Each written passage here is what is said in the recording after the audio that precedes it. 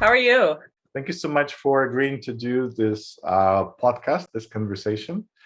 And I wanted to jump right in with the first question, which is what aspects of your career led you to your current role at Amazon? What a great question. At an initial look at my career, you would have said this makes no sense. I studied electrical engineering in college and started my career working as a power systems engineer at NASA. So you said, how does that lead you to get to AWS? Well, it does make sense in some ways if you connect all the dots. Also, while I was in college, I started a company. And one of the things I learned very early on as a student founder, obviously with no prior startup experience, is the importance of community and connecting to other founders that had a shared experience, that had been through this process, raised capital, worked with mentors. So I learned even back when I was in college, well over a decade ago, that I needed a community to connect to be successful. So I got involved in a local startup community, first as a user or a participant, if you will, a community member. And as I moved along with my startup company, eventually moved on from my startup, I started volunteering in that community and was finding that work incredibly rewarding. I loved giving back. I loved using my experiences to help others avoid some of the pitfalls that I fell into. So I just became really passionate about community work, and I ended up turning that into a full-time job with a nonprofit here in Northeast Ohio, which is where I'm based. And then I read a book called Startup Communities, which is written by Brad Feld, who's one of the original founders of Techstars, and absolutely fell in love with the Boulder thesis, which I could talk about more later, and everything that book covered as far as how do you actually build a vibrant founder community. And so I said, well, Techstars must know a thing or two about startup communities. And Brad wrote the book on it. So I chased down a job at Techstars and started working as a community leader at Techstars, specifically for student entrepreneurs, which was great. That wasn't my background. And then just wanted to continue on that path, having a global impact on communities. So that's how I found my way to AWS Startups, which is where I am today. That's an amazing journey, and I love how, like, when you tell it, looking back, it looks like everything is very smooth and very well planned and orderly. But I know usually life doesn't work like that. I wanted to ask about any pivotal moments or decisions that influenced your career path. Oh my goodness. The failure of my startup was the first one. It definitely pushed me to make decisions. I quit my job at NASA because I thought that one day my startup would go off and raise a lot of capital. Look, we started the company in 2008, 2009, which was a rough time to be starting a company. So ultimately, we weren't successful in raising the capital that we thought that we were going to raise. And we had a negative experience with the CEO that we hired at our company. And that inspired me more than anything to say, oh my gosh, not only do I want to dedicate a career to helping founders, but I also had a career dilemma because I thought to myself, well, I don't want to go back to the engineering world. I uncovered all of these skills and passions that I had when I was a startup founder that I wanted to continue on the startup path. I love being around founders. I love the energy of startup companies. So that I'd say the failure of my startup was really the pivotal moment that pushed me towards getting into startup community work. And what did your startup do? So I had a clean tech startup company. We had a really interesting technology that I will not get into the details about, but we could eliminate large components in electric vehicles like chargers and power inverters with really simple electronics.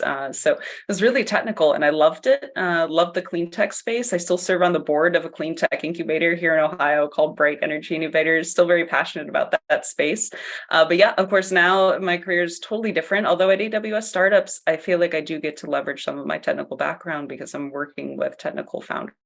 So it's all connected in some way.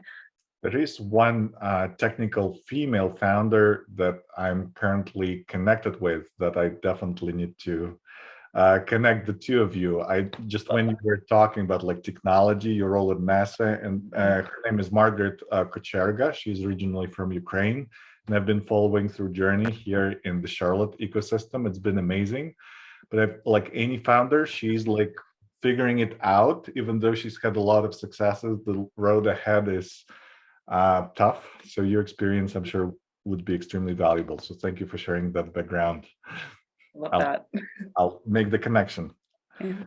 Now, when we talked previously, you mentioned that you worked with Ian Hathaway, the author of the book, The Startup Community Way. So could you talk a little bit about this experience and how it shaped your perspective on startup communities? Yeah. So first, a little background. I met Ian when I was working at Techstars.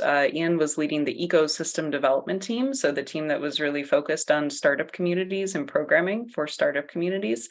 And the connection to Ian, how he came to Techstars and got involved in that world, is he knew Brad Feld, who I mentioned previously, who Brad wrote the Startup Communities book that got me into Techstars.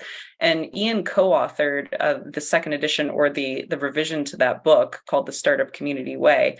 And so Ian's work really fascinated me. I read the book before I joined his team, and I was a huge fan because this book focused all on, not just the kind of the general idea of what is a startup community, but more tactically, how does it work and how do you measure success? And it dove into a lot of details around how startup communities are like complex systems, right? A lot of people like to think of startup communities as a simple system, like, well, a simple system is something, like pushing a button and you get a result, right? The door opens. That's a simple system. It's predictable. It's simple.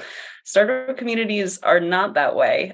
You can't do one action and expect a result, a particular result, right? You could do one thing and it could give a completely different result, right? And so I loved learning that theory of how startup communities works. And I think that was one of the biggest things that I learned by working with Ian. And then second of all, he himself just embodied, kind of the give first, founder first principles that are really core and fundamental to having a successful startup community or a successful community overall, which I know we'll get into more of the theory behind, what makes a successful community later. But I think that he taught me a lot of that, and working on that team taught me a lot about fundamentally how to think about building a successful community. So could you talk a little bit in practical terms? How does that experience, both as a startup founder, as well as a startup ecosystem builder and a person who is invested into the theory behind startup communities, how that background and experience kind of influences the value that you bring to the work that you do, specifically around mentorship and helping communities support startups? Yeah, well, I think that experience and what I learned from the book and working with these leaders at Techstars grounded or reinforced something that I already knew and believed, is just that founders or your customer, the community participants, have to be at the core of everything that you do, right? I think a lot of organizations try to launch communities to hit objectives or KPIs, and they launch a community to help with sales. And, they build a community that's ultimately the success is determined around the people in that community, but they're building it to hit these metrics, right? And there's a disconnect, and the community is not going to work effectively if you're always just, metric and goal focused, not focused on the people. And so I think fundamentally what that experience taught me is that if you want a successful community, it has to be built around the people, and it has to be a bottom up, ground up effort, not top down. And that theory is what drives, the community strategy that, we've built out at AWS. And just when I think about building communities, that's the first thought in my head is, oh, this has to be people first. This has to be founder first, because that's how we're going to be successful. So that's ultimately what it taught me. I love that you said that the community needs to be focused on people. The model that we've adopted from MIT Venture Mentoring Service at Innovate Charlotte was exactly that, with the mentorship program, that it needs to focus not on the business, but on the founder. Right now, not with Traction 5, but with my other company, Kepler, we're working with the local health system to help them launch their innovation center. And one of the things I'm hearing from them as they're thinking through is that like Novan Health is a nonprofit entity, but they have a for-profit group, like enterprise venture group. And they're saying, well, this program needs to focus on the solutions versus the people. So can you help me, or share your thinking, how should I approach the conversation with them? Because I feel mentorship truly cannot focus on solutions, but there is this business side that wants to see results, KPIs. So how can we align those perspectives, and how does it work at Amazon, if you can share that? Yeah. Well, I think 30,000 foot view, you're always going to have an organization objective or a goal, right? This big picture thing that you're working towards. And what you really have to do, there's a lot that even the Startup Community Way and those books talk about leading versus lagging indicators of success in your community, right? So lagging indicator is going to be impacts on those goals and metrics, right? Like, did your sales increase? It's all these different, did adoption increase? Are you gaining new pipeline, new customers through your community?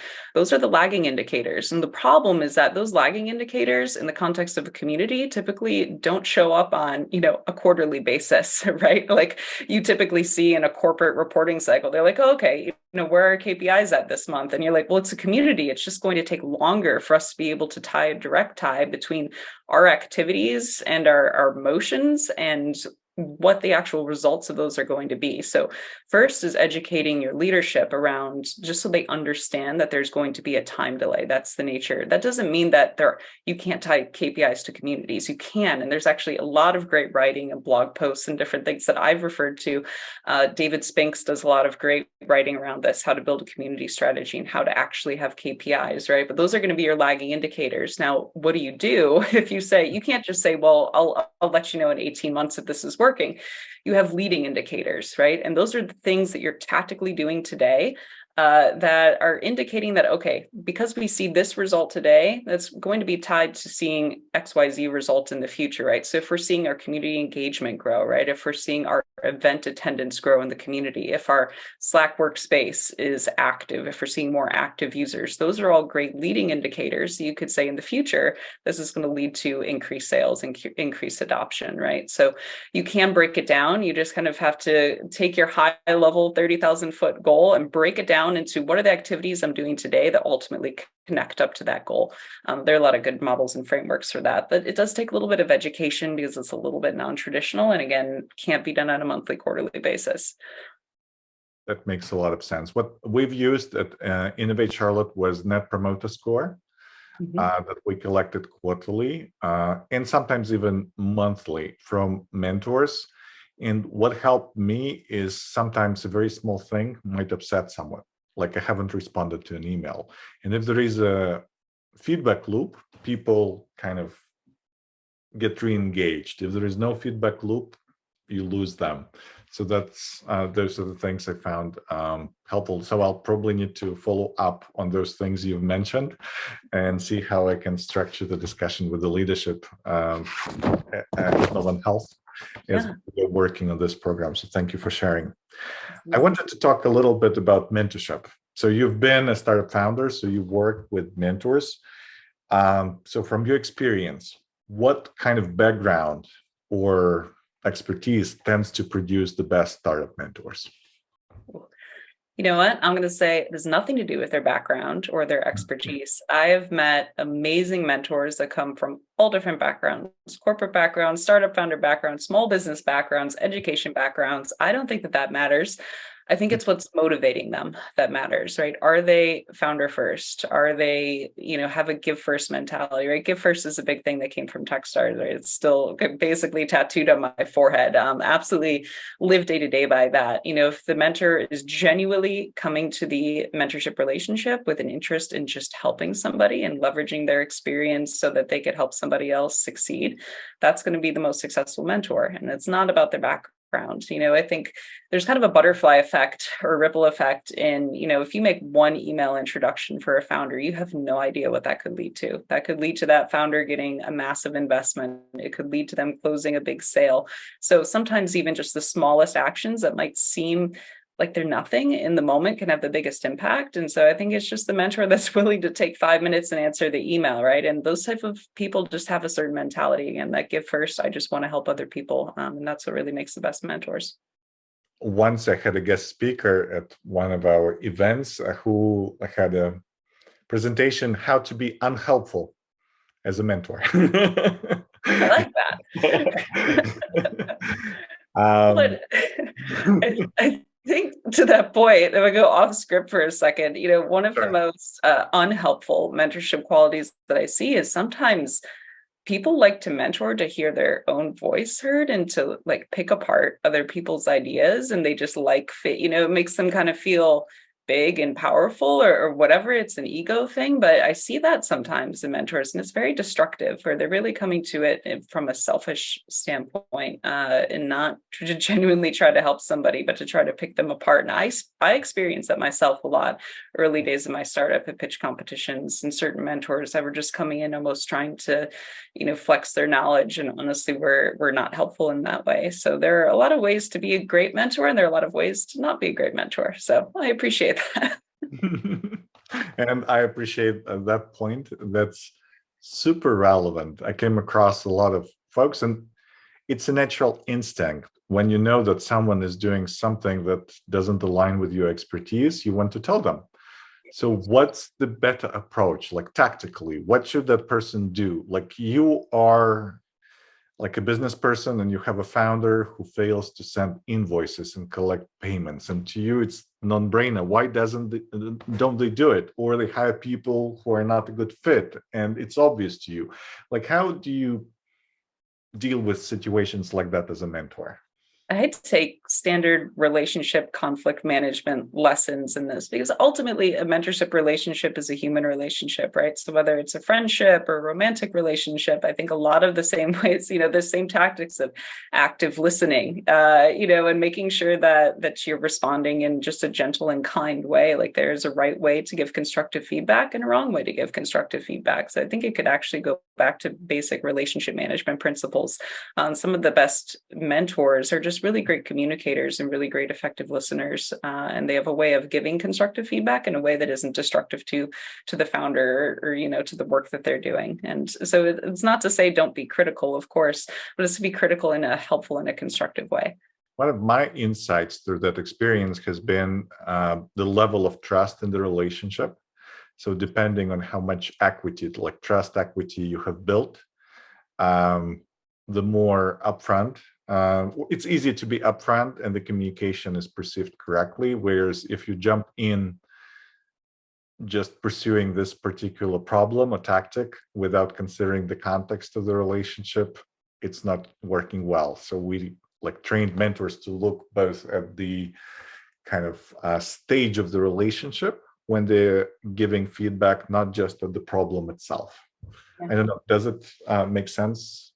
Yeah, I think that makes sense. And I think it ties back into the other point I made earlier about, if a mentor is coming to the table just looking to help somebody, that establishes some degree of trust in the end too. I know a lot of startup founders in particular are always worried about, if I share my ideas, is somebody going to steal them? And, it takes a lot of work for us startup program leaders to kind of drill into founders' heads. Nobody's going to steal your idea. Like nobody is going to take the time and effort.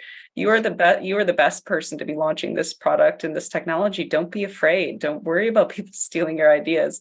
And that applies to mentorship relationships as well, right? If you have a good mentor that's genuinely just there to help you, just get into all of the dirty details and they will help you. And don't be concerned about it.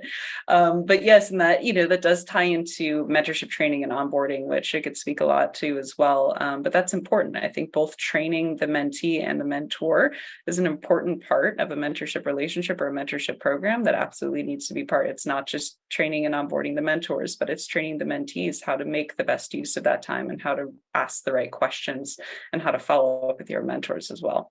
One of the challenges that I came across in the program I was involved with and in other programs has been measuring success as a mentor, because sometimes you feel things are going well, but on the business side, nothing is happening, or things are happening on the business side and it looks like the company is profitable, but the founder is burned out, unhappy. So what are the right leading or lagging indicators for mentors to know if they're truly creating value? Yeah, I think it depends on the goal of that mentorship relationship, right? So there's also some definitions, there's differences between advisors and mentors, right? But either way, you might have a mentor that's very specific or focused on, say, marketing, right? So it's fairly easy to say, okay, well, did they complete their marketing plan? How are their ads performing right now? And then you could see direct impact of the mentor's role if they are really narrow and really focused. If they're more broad and just kind of generally advising on all different varieties of topics, I still would, just going back and making a list, even if you're the mentor and you're trying to say, am I really helping this company? If you look back and say, how many introductions have I made for this company? How many people have I connected them to? How many of those have turned into something else? Again, a partnership, a sale, funds raised, right? So there are lots of ways you could pick apart even little things like email introductions and see the impact there. In a lot of ways, with mentorship, again, much like a community, you're going to have a lot of those lagging indicators where the impact of your mentorship might not really be seen immediately. It might be seen down the road, or an introduction you made in March might not turn into anything until November. So patience is a big part of that, and just knowing that you as the mentor are following up with the founder as well and asking, "Am I helping you?" Right, and having the founder respond like yes or no, like yes, you helped me in this way. That's a great way to do it. And I know some mentorship platforms now too have mentor ratings. You could give a mentor a CSAT score, right, 1 to 5. But if and that's kind of helpful in some ways, but if it's not tied to some kind of qualified feedback from the founder, it's a little bit hard to action on that. So I always think about it, just like you would in a work relationship, to have, some kind of a one-on-one meeting just to check in, mentor to mentee, and say, hey, have I helped you this month? If so, how have I helped you? If not, what can I do to continue to help you more effectively? I love that you gave very specific activities that mentors can do, including introductions, connections for founders. One of the, what's the right balance? That's the question at the top of my head for mentors and founders, or mentors, mentees in the relationship, in terms of mentors doing this work of introductions and giving their social capital to support the founder, and providing advice and sharing the expertise. What's the right balance between the two in terms of setting expectations of founders and mentors? Yeah, and I think it's a little bit dependent on the mentor. How much time are they dedicating to mentorship? Is it part of a formal mentorship program? I believe that the time and energy that they spend on that relationship will vary a little bit depending on the nature of the relationship. However, I will say that I frequently mentor founders, outside of my day job. It's just something I love to do. But I also put a lot of responsibility on the founder to carry their own weight in that mentorship relationship, right? So, it's not like it's always the mentor giving. If I'm going to make an introduction for a founder, I will ask them to draft the email for me, provide a copy of their pitch deck or whatever materials that they want sent, also that way, so I'm properly representing the founder when I make that introduction. It's in their words and not mine.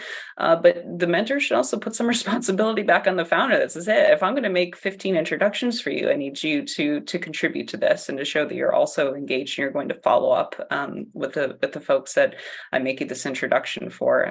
I've used a lot of tools and systems I've provided to founders before in the past, how to properly make an ask for mentorship, right? Because sometimes founders will say, well, I need help with sales.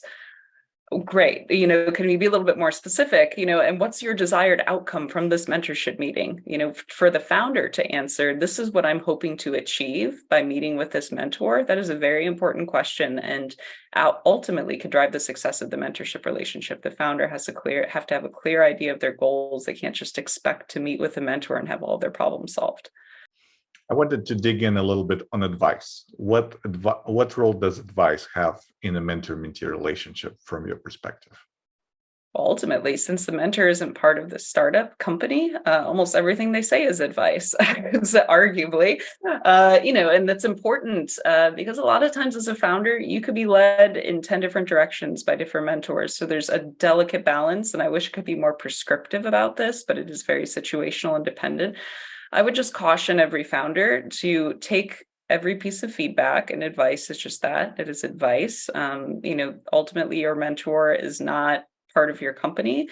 They ultimately aren't calling the shots. It's kind of like meeting with a therapist and they tell you, well, here's my perspective on your situation, but they're not going to tell you exactly what to do. I would take a mentorship or an advisor relationship in the same way, that they might have some good advice and some ideas for you that could guide your decision making, but ultimately, your product and your market better than anybody else. And it's up to you to synthesize that and figure out, okay, what's the right path forward for me? What I found helpful in the program that I was involved with, or like the insight over 4 years of observing different teams, is that a lot of mentors need to tame their advice monster, essentially give less advice and listen more. I think it kind of is close to what you were saying about mentorship being more like a relationship. Absolutely. Yes. Mentors need to be, it's one of the, I think, again, going back to what makes a successful mentor, an effective listener is absolutely top of the list to fully make sure that they're understanding and reflecting the problem back to the founder. Like, you told me this is what I'm hearing. Am I correct? Okay, given that, then here's the advice that I give you versus jumping to conclusions, which again is very easy to do if you're somebody who has a lot of industry expertise or knowledge in a particular area. It's very easy to just rattle off suggestions and advice, but making sure that you fully understand the situation that the mentee is in is important as a first step.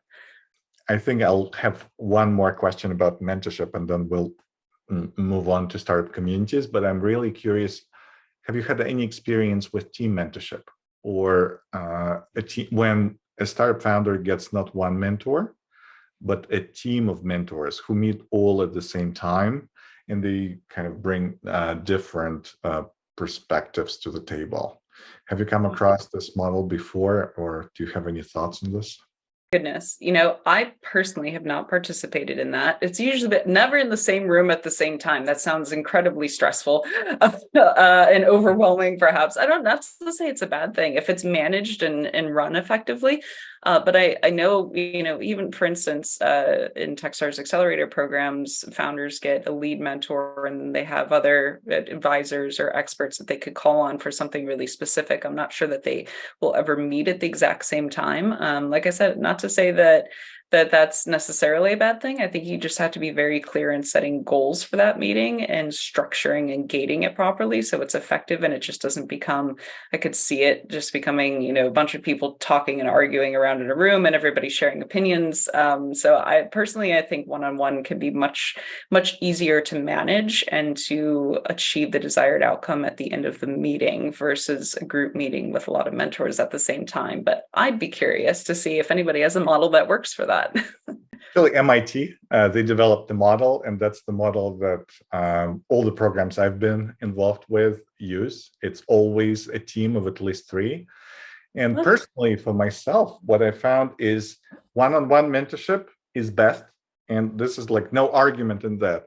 But the challenge is that it needs to be like the ideal, if it's the ideal mentor for you or for your specific use case. The second best is a team. Yes, you need a structured environment. Yes, you need additional training, but the team of not necessarily perfect mentors create a perfect environment. First of all, it's not a black box. So someone third can jump in and observe what's happening. And there is like checks and balances in this relationship. Mm-hmm. This relationship becomes more sustainable over time because people can change, but you have this continuity with the program. So I can talk for ages about the value of team mentorship. I'm a big believer. And surprisingly, even though it may start as like somewhat a storming, forming kind of phase, mentors build very strong relationships with each other, even stronger relationships than with the mentee. They build connections to themselves and the program. And I find this is a great way to kind of foster the community of mentors, like to get them really connected to your organization and to, I don't know, the community they're part of. That's what I've seen in Charlotte. Wow, that's really interesting. I love it. I'm going to read more about it. That's great. Sure, happy to talk about this. And folks at MIT, VMS, they're like promoters of this. And Traction 5, the software that we've built, is designed specifically to support communities who are run that way. Oh, interesting. That's so great. I love that. It's a new model. I think that's really wonderful. And yeah, there's so much room for experimentation in mentorship also, especially with online tools and platforms that have absolutely expanded what mentorship can look like. I know for me and my startup back in the day, it was meeting at Panera or Starbucks, right? It was so today it's so much easier to connect with mentors, even on a global scale and in different formats. I think that's wonderful. So as you recall back your historical days with running your own startup and then your journey, I wanted to ask how your approach or thinking about building a successful startup community has evolved over the years.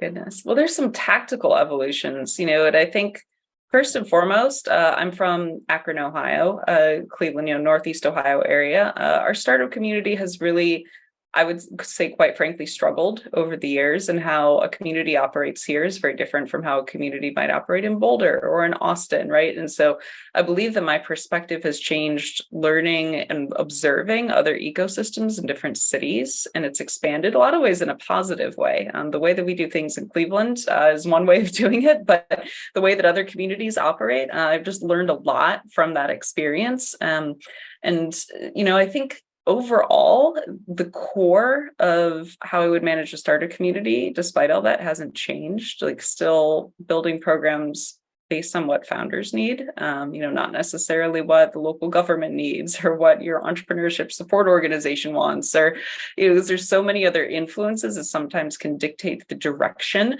of a startup community. Again, that top down versus bottom up. So I think that bottom up grassroots focus of a community has remained the same over the years, regardless of what I've learned and seen from different startup communities. So yeah, honestly, I'm not convinced a lot has changed. Has there been anything that you thought was one way, or one way would be effective, and it turned out not the case? Have there been any changes or insights that changed your perspective? Goodness. I think a lot, I'll speak broadly because I can't think of just one example of this, but a lot of times, especially if you're working in a startup community that happens to have funders, folks that are sponsoring your events, sponsoring your dinners, sometimes that could lead you astray, because you now feel like every activity that you're doing is because that's what your sponsor wants, and you lose sight of doing things for the founders, right, and the people in the community. And so that's a danger. And unfortunately, it's really difficult to spin up a successful community without somebody putting in money, right? And then it's like, well, does that person who's writing the check call all the shots for the community, right? And I think that's something that a lot of startup communities in general struggle with, right? Like, ultimately, somebody's paying the bill, and you kind of have to do what they say versus doing what's right for the people in the community.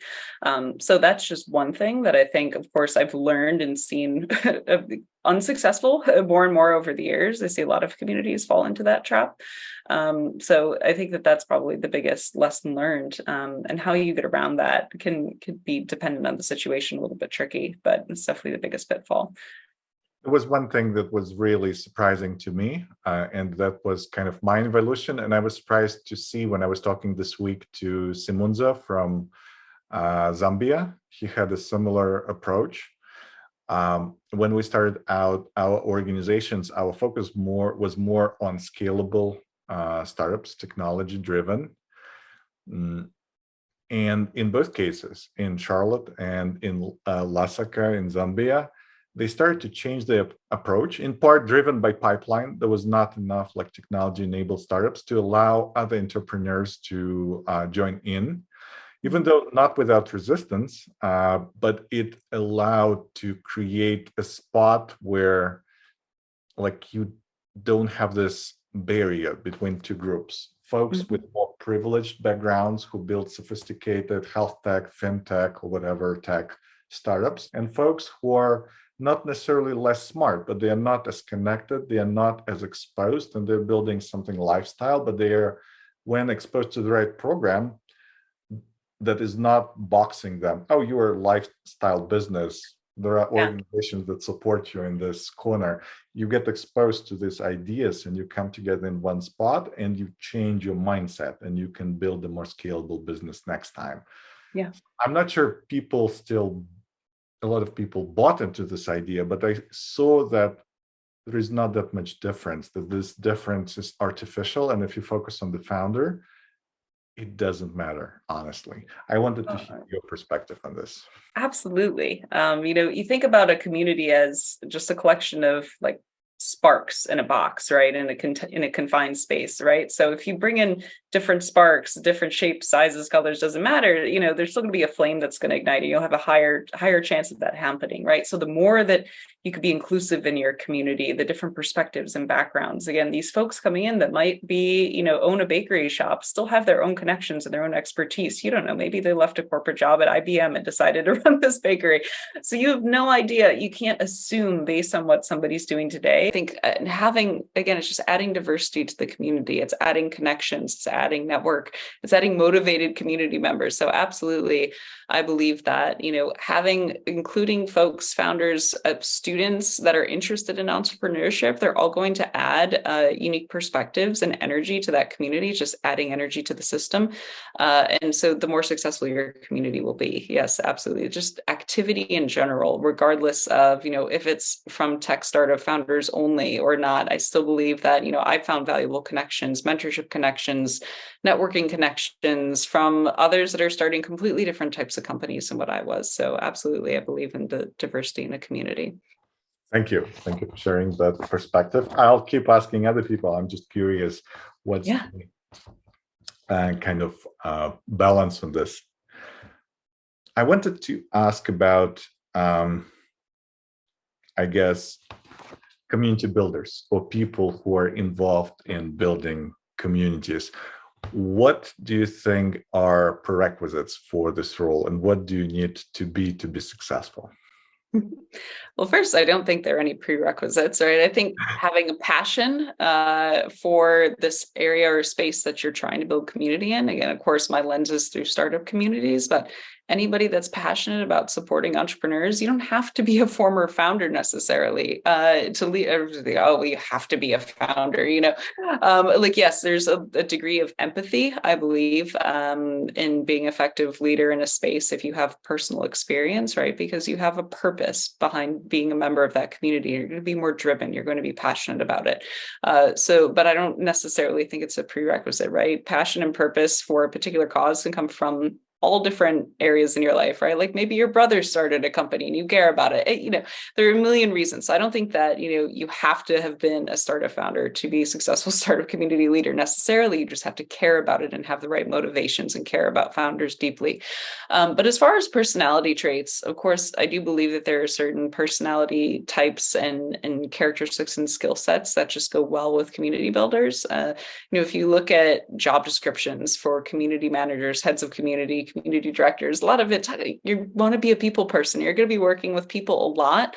It's funny. I consider myself an introvert, right? But a lot of the communities I manage are online, or when I'm with my community, I don't feel that introversion necessarily coming out because I feel like I'm kind of with family in some ways. So I don't necessarily think you have to be an extrovert to be a community leader. I mean, being an effective public speaker and, being an extrovert aren't necessarily the same thing, right? You could be an effective public speaker, be an introvert. So I don't think there's necessarily any correlation there, but having a genuine care and concern for people and loving to communicate and loving to connect people. I think, I wish that there was some personality trait that's just, being a connector, but I meet a lot of connectors in this space, people that just love making introductions, like, oh, like I spoke to you, you should meet XYZ person. I'm going to introduce you to them. That personality trait, loving, to make those connections between people is incredibly helpful as well. And again, ultimately just being passionate about the cause of the community that you're building. As you were talking initially, I thought like no prerequisites, like it's an easy role. But then I reflect on the experience of being involved in different communities. It's a very political role. You have to navigate different stakeholders with conflicting views. You have to push for your agenda. You have to protect your community and also manage your community. And sometimes there can be toxic people inside the community that you have to kind of filter through. So for me, it was almost a character building experience, honestly. Yeah. And, there was a brief point in my career timeline that I didn't mention where I worked in business development just because I think I had just skill sets there. And I think those skill sets played very well in community management as well, because you're, not time like you're selling your community, but in a lot of ways, you are connecting with people. Sometimes you are sharing about your cause. Yes, you do have to defend your community. So you kind of have to be a little bit tough in some ways. So there's a lot of really interesting character building that happens when you're working on building a community. Absolutely. So we touched upon this briefly, but I wanted to get your take on the role of technology in community building. Yeah. What's your take on that? Of course, technology has made community building so much more global and much easier in a lot of ways. I don't know if easier is the right word. It opens possibilities for communities, right? Of course, COVID changed communities a lot. I will say, speaking to the startup community in Northeast Ohio, COVID hurt us a lot. A lot of our activity, all of our activity was in-person networking events. So, as soon as COVID hit, you see all that activity stop, right? And the community kind of fizzled in a lot of ways. And I think a lot of communities struggled during COVID, but we also found creative ways to start building more community online. There are a ton of different community management platforms now and tools. And, the majority of the communities that I have managed have been on Slack, primarily because it's a tool that the community members that I work with are already using. So it's built into their daily workflow versus trying to have them join some other tool or platform, which might have been more disruptive to their workflow. So, Slack just worked well. It also is very conversational. Again, that kind of goes back to what is the goal of your community. Some communities work very well in a forum type of a system. Some communities work well in Slack. Some communities aren't on technology platforms at all. And, the interesting observation that I've had, again, running virtual programs for the past number of years due to COVID, is that as great as all these online platforms are and as great as Slack is, there's still a different type of connection that occurs at in-person events. The last program that I ran at Techstars, it was called the Founder Catalyst program. And it was right towards, 2021, where we were allowed to start having in-person events again. And when we got the founders together in one room, there was so much more energy, and we kicked off the cohort that way. And I see a lot of startup programs integrating this in-person start and end event now, because if you start a community with an in-person event, there is still a different level of connection that exists there. And that's why I believe ultimately the strongest communities and the strongest connections are still made at in-person events. And I believe there's absolutely a trend back towards that, especially now that we could get back together in person. Everybody's so excited about that. So I'm actually seeing a trend back towards in-person community. Not to say that the online communities are waning in any way, but in some ways during COVID, folks did get fatigued with all the online activity. And right now people just want to get out and meet people in person again. I agree 100% with your perspective, and I missed the in-person moment for a couple of years, and now I see things kind of liven up, and the level of connection you can make with a person over actual lunch is definitely different. It's just, it's hard to replicate. But I also feel we learned to be better in building connections virtually, me personally and people I tend to interact with. And I'm enjoying this virtual conversation, even though it would be fun to do it in person for sure. Yeah, there are so many great productivity tools. I had to give a shout out to my favorite Slack productivity tools, a tool called Threado.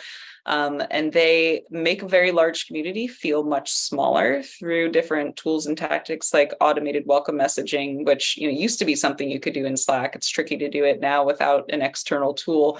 It's a way that, I personally can greet a cohort of, say, 1,000 new community members personally in a direct message by using this tool, right? So it just makes it feel, it starts off that one-on-one conversation, but I don't have to manually go through and message everybody, 1,000 people. So there are a lot of little hacks and tools and techniques, again, now that are out there, and folks have innovated a lot during the COVID times to make community easier in a virtual sense. And so I've found a ton of great tools and resources that certainly makes my job easier. And you mentioned Northeastern Ohio, and you're also running virtual programs for Amazon. Like, do you have time to be plugged in some organizations that are local to where you live? And could you highlight those organizations if you're involved in them? Absolutely. Especially, now, again, coming out of COVID, I realized that I was somewhat disconnected from my own local startup community. I was always going to startup events before that and then just kind of fell away. I was guilty of the exact same thing as everybody else. But right now, I think I mentioned I'm on the board of directors for an energy incubator based out of Warren, Ohio, called Bright Energy Innovators, and regularly working with them, helping with mentorship programs. And I feel like I'm always somehow involved in mentorship mentorship, even, in my free time. There's also an entrepreneur support organization based out of Cleveland called Jumpstart. They're building out a mentorship program as well that I'm working with them. So love those two organizations and the work that they're doing for our startup community here in Northeast Ohio. Looking for more grassroots community events to get going again. I actually got together with a friend from the old startup community almost just about a year ago. We decided to host our own networking happy hour at a local brewery, just self-organized. We had no sponsors. I didn't want to have a sponsor. I bought pizza myself. I'm like, you know what? It's $100 for pizza. I'm going to buy pizza and let's just throw an invite out in our Slack workspace and see who shows up. And gosh, I think we had 60 or 70 people show up for that Wow. event. And so I love doing things like that, just getting the tech community, the startup community. We see a lot of overlap between tech and startup in Cleveland. Everybody just kind of gets along, which is great. Again, speaking to the mixing of communities. So those are things that I still love doing day to day. It's absolutely my passion. So let me ask you about the future and looking at the present with like tech job layoffs, with issues like possible recession. This is the time that is usually, it's on the one hand challenging, but on the other, it brings a lot of people into the startup ecosystem who haven't been here before. So what are your thoughts on what's going to happen in the next couple of years in the startup ecosystems? And what gets you most excited about? I think it's a great opportunity.